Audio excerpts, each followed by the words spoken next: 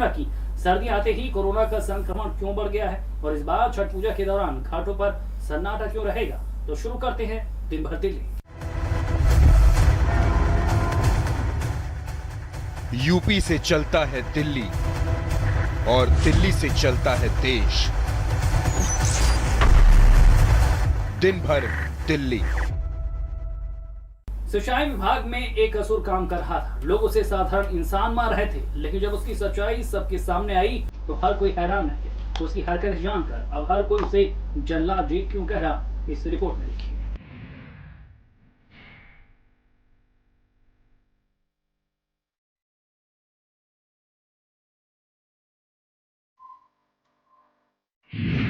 सिंचाई विभाग में सबसे बड़ा शैतान,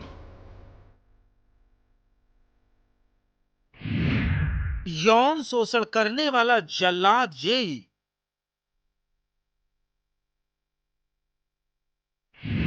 50 बच्चों को बना चुका है शिकार। यौन शोषण के बनाता है वीडियो। विदेशों में बेचता है बच्चों के अश्लील वीडियो। सीबीआई के शिकंजे में राम भवन।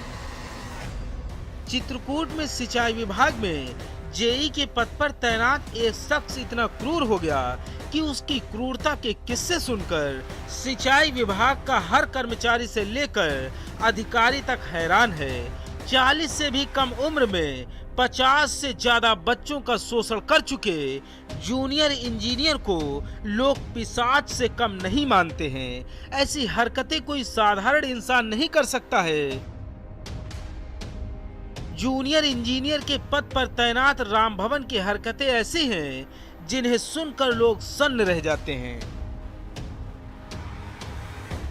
उसने कई दर्जन बच्चों को अपनी हवस का शिकार बनाया है।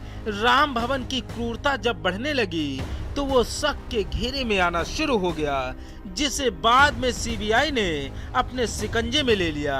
राम भवन के कमरे से जो संदिग्ध सामान मिला है, उसने राम भवन की क्रूरता की कहानी को बयां कर दिया है। उसके द्वारा ये मेल के द्वारा, डार्क वेब के द्वारा ये कार्य किया जा रहा था, जिस में हमारे अभी जो कर्मचारी हैं वो नहीं काम करते हैं। लेकिन अब धीरे धीरे इस तरह का एक केस ये जिस सामने आया है, इसको भी हम अपने कार्य क्षेत्र में बढ़ाएंगे। अभी इस केस में बांधा राम भवन चित्रकूट में सिंचाई विभाग में जूनियर इंजीनियर के पद पर तैनात था। राम भवन एक नंबर का अय्याश अधिकारी था। उसके विभाग के लोग उस पर शक न कर सके, इसलिए वो अलग कमरा लेकर रहता था। जब उसकी संदिग्ध गतिविधियों के बारे में मकान मालिक को पता चलता था तो वो कमरे बदल देता था, लेकिन नए ठिकाने पर भी उसकी हरकतें वही रहती थी। राम भवन के कारण ही 2012 में एक बच्ची ने खुदकुशी कर ली। सिंचाई विभाग से तगड़ा माल कमाने वाले राम भवन ने खुद को बचाने के लिए पानी की तरह पैसा बहाया और बच भी गया, लेकिन बच्चों के साथ अश्लील हरकतें करना उसने कभी बंद नहीं किया। आरोप है कि राम भवन नाबालिग लड़कों और लड़कियों के साथ अश्लील हरकतें करता है। बाद में उनके वीडियो बनाकर इंटरनेट साइट्स पर अपलोड करके विदेशों से करोड़ों रुपए कमाता है। लेकिन जब हैवान ने हदें पार कर दी तो उसके ऊपर सीबीआई ने शिकंजा कसना शुरू किया। राम भवन को सीबीआई ने सबूतों के साथ बांदा से गिरफ्तार कर लिया और तथ्यों की पुष्टि के लिए सीबीआई की टीम दोबारा से चित्रकूट भी गई, जिससे राम भवन की काली करतूत का पता चल सके। जिनके जो अधिवक्ता है राम भवन के, उन्होंने समय मांगा है। उन्होंने कहा कि हमने अभी पत्रावली पढ़ी नहीं, इसलिए उसमें कल की डेट लगाई। मेरे साथ हैं श्री राम सुपर सिंह जी, श्री जयप्रकाश और हम सरकारी। कितने दिन की रिमांड मांगी, क्यों नहीं मिल पाई रिमांड? नहीं, रिमांड की डेट बढ़ गई है क्योंकि अधिवक्ता ने समय मांगा। राम भवन की हरकतों ने ये साबित कर दिया कि वो जेई के रूप में एक जल्लाद है, जिसने नाबालिग बच्चों को भी नहीं बख्शा। वहसीपन उसके अंदर इस तरह से भरा है कि 50 से ज्यादा बच्चों का उसने यौन शोषण किया है। ऐसे जल्लाद को इस तरह की सजा मिलनी चाहिए जिससे सुनने वालों की भी रूह कांप जाए। ब्यूरो रिपोर्ट, भारत समाचार।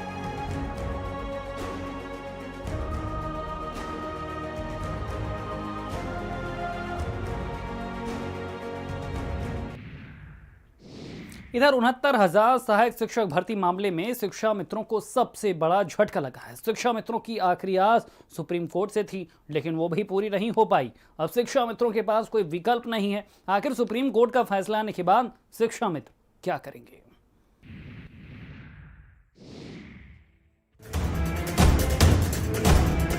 उत्तर प्रदेश में 69,000 सहायक शिक्षक भर्ती मामले में सुप्रीम कोर्ट ने बड़ा फैसला सुनाया है। कोर्ट ने बढ़े हुए कट ऑफ को अनुमति दे दी है। सुप्रीम कोर्ट ने राज्य सरकार के मौजूदा कट ऑफ को सही ठहराया है। सुप्रीम कोर्ट ने फैसले में कहा कि कट ऑफ बढ़ने के कारण नौकरी पाने से वंचित शिक्षा मित्रों को अगली भर्ती में मौका दिया जाएगा। 69,000 शिक्षक भर्ती मामले में पहले ही सीएम योगी ने 19 सितंबर को 31,661 पदों को एक हफ्ते में भरने का निर्देश दिया था। अब सुप्रीम कोर्ट के फैसले के बाद बाकी बचे हुए 37,339 पदों पर भर्ती का रास्ता भी साफ हो गया है। हम 69,000 में से 31,227 पदों पर माननीय न्यायालय के निर्णय के अनुसार ही भर्ती कर चुके हैं। शेष पदों पर माननीय न्यायालय का निर्णय प्राप्त होते ही शेष 37,000 से अधिक पद जो बचे हैं उनकी भर्ती की प्रक्रिया पूरी करेंगे। और माननीय न्यायालय ने जो शिक्षा मित्रों को जो न्यायालय की शरण में गए थे उनको अगली एक और भर्ती में जो अवसर देने का निर्देश दिया है उसमें भी हमको कोई आपत्ति नहीं है। अगली जो भी भर्ती होगी, नई भर्ती होगी, उस भर्ती में हम शिक्षा मित्रों को भी एक अवसर देने को तैयार हैं। शिक्षा मित्रों को सुप्रीम कोर्ट से बड़ा झटका। पहले सामान्य वर्ग का कट ऑफ 45 अंक था, आरक्षित वर्ग का कट ऑफ 40 अंक था। सरकार ने सामान्य वर्ग का कट ऑफ 65 किया, आरक्षित वर्ग का कट ऑफ 60 कर दिया। सरकार के फैसले से आक्रोशित थे शिक्षा मित्र। एससी ने मौजूदा कट ऑफ को सही ठहराया। राज्य सरकार का मौजूदा कट ऑफ सही है। शिक्षा मित्रों को अगली भर्ती में मौका मिलेगा। माननीय कोर्ट के न्याय के तराजू में शिक्षा मित्रों का पल्ला जो है थोड़ा कम रह गया। उसके लिए हम अपने को आत्म मंथन करेंगे, अपने संगठन के लोगों से विचार विमर्श करके जो है हम काम करेंगे। निश्चित रूप से हम दोबारा माननीय कोर्ट के शरण जाएंगे और जो कमियां रह गई उसको कोर्ट को बताएंगे। इनका डिमांड था कि कट ऑफ 60-65 से घटाकर 40-45 40-45 किया जाए, उसको रिजेक्ट कर दिया। कहा कि इनके सारी दलीलें खारिज की जाती हैं। एक दूसरा ये कहा कि शिक्षा मित्रों को सरकार का ये कहना था, एक एफिडेविट भी हमने लगाया था जिसमें कहा था 50,000 के ऊपर सीट्स हमारे पास हैं, तो यानी सीट्स हैं, तो शिक्षा मित्रों को अगली भर्ती तक शिक्षा मित्र बने रहेंगे और उनको एक मौका और मिलेगा। और इसमें सिर्फ इतने ही नहीं, जो शिक्षा मित्र यहाँ 37,000 आए थे, इतने ही लोग यहाँ पर पूरे 1.5 लाख जो टीटी पास नहीं है उनको भी मौका मिलेगा निश्चित तौर पे। अभी भाषा से यही लग रहा है। छात्रों का कहना था कि शिक्षक भर्ती परीक्षा में सामान्य वर्ग के लिए कट ऑफ 45% था और आरक्षित वर्ग के लिए 40% था, लेकिन पेपर के बीच में कट ऑफ को बढ़ा दिया गया। सामान्य वर्ग के लिए 65% और आरक्षित वर्ग के लिए 60% कर दिया गया। छात्र सरकार के फैसले को गैर कानूनी बता रहे थे क्योंकि पेपर के बीच में कट ऑफ नहीं बढ़ाया जा सकता है, लेकिन सुप्रीम कोर्ट ने शिक्षा मित्रों की याचिकाएं खारिज करते हुए राज्य सरकार के फैसले को सही बताया है। ब्यूरो रिपोर्ट, भारत समाचार।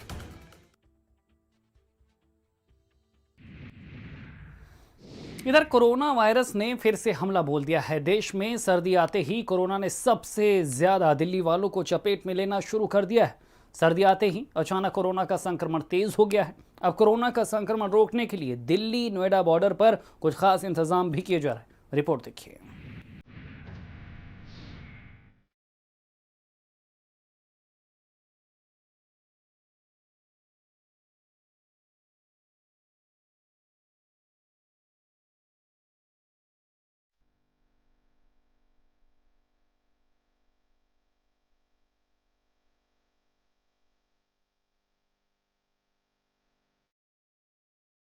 सर्दियों का मौसम आते ही कोरोना का संक्रमण फिर से तेजी से फैलने लगा है। कोरोना पूरी तरह से फिर से पैर न पसार सके, इसीलिए दिल्ली नोएडा बॉर्डर पर कई पाबंदियां लगाई गई हैं। डीएनडी पर लोगों की रैंडम चेकिंग की जा रही है। जिस तरह से दिल्ली में कोरोना के मरीजों की संख्या तेजी से बढ़ रही है, उसको देखते हुए यूपी सरकार अभी से अलर्ट हो गई है। दिल्ली नोएडा बॉर्डर के जरिए रोज हजारों की संख्या में लोग यूपी से दिल्ली जाते हैं और दिल्ली से यूपी आते हैं, इसीलिए बॉर्डर पर चौकसी बरती जा रही है। दिल्ली नोएडा बॉर्डर पर रैंडम चेकिंग। दिल्ली में मरीज बढ़ने से यूपी में अलर्ट। दिल्ली नोएडा बॉर्डर पर बढ़ी पाबंदी। जिला प्रशासन कर रहा रैंडम चेकिंग। दिल्ली से नोएडा आने वालों की जांच। डीएनडी मयूर विहार नोएडा बॉर्डर पर जांच। कालिंदी कुंज कोंडली न्यू अशोक नगर में जांच। Noida city centre Noida sector 16 में भी जांच। सेक्टर 18 और मेट्रो स्टेशन पर भी होगी टेस्टिंग। हर पॉइंट पर रहेगी स्वास्थ्य विभाग की टीमें। नोएडा डीएनडी बॉर्डर पर जो रैंडम चेकिंग का अभियान था वो शुरू हो चुका है। इस वक्त हम डीएनडी पर ही खड़े हैं। यहीं से गाड़ियों को रुकवाया जाता है और रुकवाने के बाद यहाँ पर जहाँ पर जो पीपीई किट पहने बैठे हुए डॉक्टर्स हैं वो बाकायदा चेक करते हैं। अभी फ़िलहाल की अगर बात करें तकरीबन 11 जो है लोगों के जो है हो चुके हैं, टेस्ट सैंपल लिए जा चुके हैं और 11 के 11 निगेटिव आए हैं। यहाँ पर बाकायदा पहले जो गाड़ियाँ आती हैं उन लोगों को यहाँ पर लाया जाता है, उनका नाम पता नोट किया जाता है। नाम पता नोट करने के बाद प्रॉपर वे में जो उनकी रैंडम सैंपलिंग की प्रक्रिया है उसको पूरा किया जाता है। जाहिर सी बात है ये एक बड़ा कदम जो है बाकायदा उठाया है नोएडा ज़िला प्रशासन ने कि हाँ, जो दिल्ली से नोएडा आते हैं उनमें कितने लोग संक्रमित हैं या फिर किसमें ऐसी चीज़ें आई हैं उनका पता लगाया जा सके। फिर गौतम बुद्ध नगर में जो विगत कुछ दिनों में केसेस में आसपास के इलाकों में जो केसेस में बढ़ोतरी हुई है उसको देखते हुए एहतियातन प्रिकॉशनरी तौर पर जो जनपद के एंट्रेंस पॉइंट है वहाँ रैंडम आधार पर टेस्टिंग कराई जा रही है। हम ये स्पष्ट करना चाहते हैं कि किसी भी तरह पे बॉर्डर में आवागमन पे प्रतिबंध नहीं रहेगा। बॉर्डर पूर्ण रूप से खुली रहेगी। जो भी रैंडम आधार पर टेस्टिंग होगी उसमें आवागमन को भी किसी तरह की असुविधा नहीं होगी। नोएडा जिला प्रशासन दिल्ली से नोएडा में घुसने वाले 5 एंट्री पॉइंट और 11 मेट्रो स्टेशनों पर लोगों का कोरोना रैपिड एंटीजन टेस्ट करवाएगा। दिल्ली में कोरोना के बढ़ते मामलों को देखते हुए प्रशासन का कहना है कि हर रोज लाखों लोग दिल्ली से नोएडा आते जाते हैं, जिससे संक्रमण दिल्ली से नोएडा पहुंच रहा है। संक्रमण और ज्यादा ना फैले इसीलिए बॉर्डर पर सख्ती जरूरी है। हालांकि ये भी दावा किया गया है कि बॉर्डर पर चेकिंग से आवागमन प्रभावित नहीं होगा। नोएडा में अब तक 20,566 कोरोना के मरीज मिले हैं, जिसमें 1 नवंबर से लेकर 17 नवंबर तक सबसे ज्यादा 2,727 नए मामले सामने आए हैं। दिल्ली में कोरोना मरीजों की संख्या 5 लाख से ज्यादा हो चुकी है और नवंबर में फिर से मरीजों की संख्या बढ़ने लगी है, जिसको लेकर दिल्ली नोएडा बॉर्डर पर सतर्कता बरती जा रही है। जो कार्यवाही है वो अभी भी जारी है। जो पुलिस है वो भी यहाँ पर मुस्तैद है और जो गाड़ियाँ निकल रही हैं तो जैसे 10 में से 1 गाड़ी को बुलाया जाता है जिनको कम से कम जिनके पास मास्क ना हो या फिर कुछ ऐसा प्रतीत हो कि हाँ यहाँ पर ज़्यादा लोग एक गाड़ी के अंदर जो है अधिक लोग बैठे हैं उनको यहाँ बुलाया जाता है और इस तरीके से चेकिंग करी जाती है। शाम तक ये पूरा कार्यक्रम चलेगा। यहाँ पर जो है इसी तरीके से रैंडम सैंपलिंग होगी। चिल्ला बॉर्डर पर भी इसी तरीके से रैंडम सैंपलिंग हो रही। खुद CMO यहाँ पर मौजूद हो। देखना होगा कि जिस तरीके से एक बड़ा जो है कदम जिला प्रशासन ने उठाया तो वो कितना कामयाब होता है और कितना सुनिश्चित कर पाता है जिला प्रशासन कि दिल्ली से नोएडा जो कोरोना के मरीज आते हैं उसके से फैलता है वो पूरी तरीके से कंफर्म हो पाता है। कैमरा पर्सन सारिद के साथ दानिश, भारत समाचार, नोएडा। इधर कोरोना वायरस पूरी दुनिया में अभी भी कहर बरपा रहा है। अब दुनिया के हर देश के सामने चुनौती है कि आखिर कोरोना की महामारी से निपटा कैसे जाए। वैक्सीन कब तैयार होगी, लेकिन ऐसी खबरें आ रही कि कोरोना की वैक्सीन तैयार हो चुकी है और वो टेस्टिंग के आखिरी स्टेज में है। अगर आखिरी स्टेज में परीक्षण सफल रहा तो फिर जल्द ही कोरोना का काम तमाम हो जाएगा।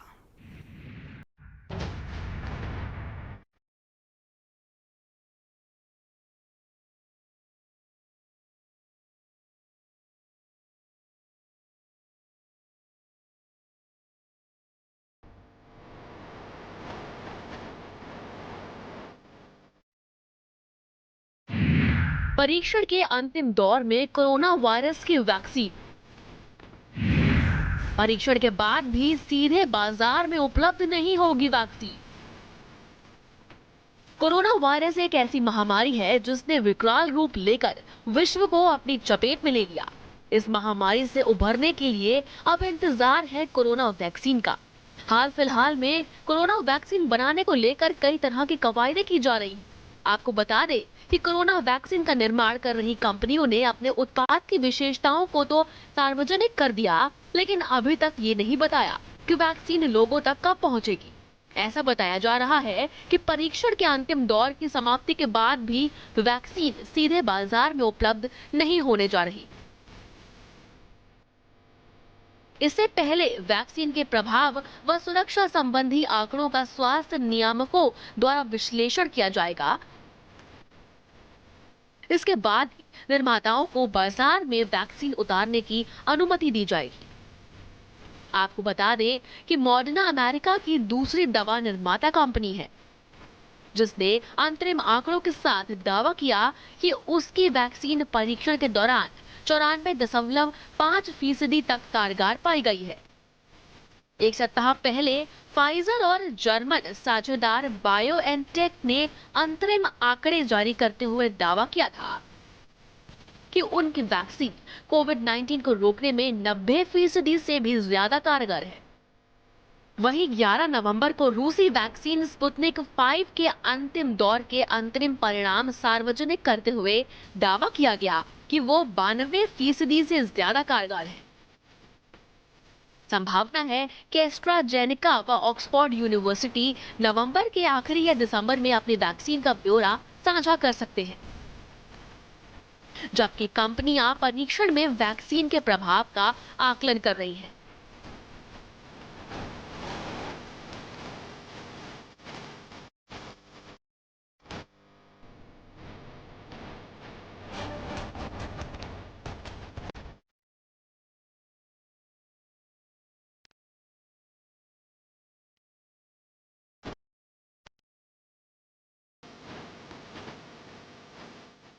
वह स्वास्थ्य प्रतिभागियों में से कुछ को वैक्सीन लगा रही है, जबकि कुछ में वैक्सीन की डमी का इस्तेमाल किया जा रहा है। इसके बाद कोरोना संक्रमण व वैक्सीन के प्रभाव का आकलन किया जा रहा है। आपको बता दें कि किसी भी वैक्सीन का परीक्षण इस बात पर निर्भर करता है कि इसमें शामिल व्यक्ति को प्राकृतिक तौर पर कितने दिनों में कोरोना संक्रमण होता है। परीक्षण की शुरुआत में संक्रमण दर कम थी। मॉडर्ना ने 95, फाइजर ने 94 व स्पुतनिक 5 ने 20 लोगों में कोविड-19 होने के बाद इसका आंतरिक विश्लेषण किया। विश्व स्वास्थ्य संगठन की माने तो परीक्षण के दौरान वैक्सीन कम से कम 70% प्रभावी हो। US food and drug administration 50% प्रभाव को अनिवार्य मानता है। हालांकि यूरोपीय मेडिसिन एजेंसी कह चुकी है कि वो इससे कम प्रभाव वाली वैक्सीन को भी स्वीकार कर लेगी। मॉडर्ना व फाइजर सुरक्षा संबंधी पर्याप्त आंकड़ा उपलब्ध होने के बाद आगामी सप्ताह में अमेरिका में वैक्सीन के आपातकालीन इस्तेमाल के लिए आवेदन दे सकती है। एफडीए ने कंपनियों को कहा कि वो वैक्सीन लेने वाले प्रतिभागियों पर आगामी 2 महीने तक नजर रखें। फिलहाल यूरोप, ब्रिटेन व कनाडा में कंपनियों द्वारा उपलब्ध कराए गए आंकड़ों का अध्ययन किया जा रहा है। चीन जुलाई में ही आपातकालीन प्रयोग के लिए वैक्सीन लॉन्च कर चुका है। China National Biotech Group, CanSino Biologics व साइनोवेक समेत 4 चीनी कंपनियों की वैक्सीन परीक्षण में काफी आगे है। लम्हे छोटे से ये जिंदगी से भरे, इन्हें हाथों में भर ले और जी ले जरा। मुसाफिरा तू है चला